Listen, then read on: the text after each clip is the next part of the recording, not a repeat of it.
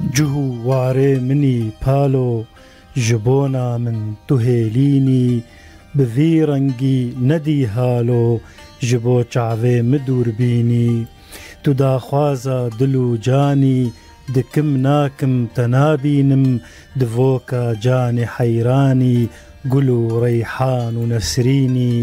di qada dijminê bedkar nedî xweşî vejîndarî di benda xayîn û bêzar demek sor û reş û şînî di çola bend û evdalî perîşanî belengazî di tola şûr û mertalî قەجارێک خۆشی نابینی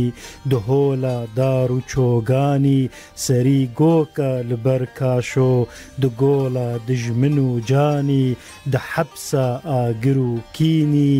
di hola top û napalî dibînî qumbilê jehrî di kox û kozika halî ji lewra bêhiş û dînî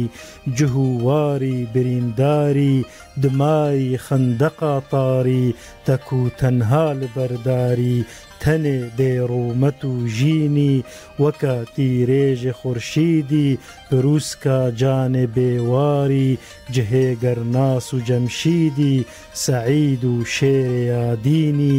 felat û hîn û azadî bi çavê xwe nedîtî qet xebat û xwendin û dadî ji bo te derd û xemgînî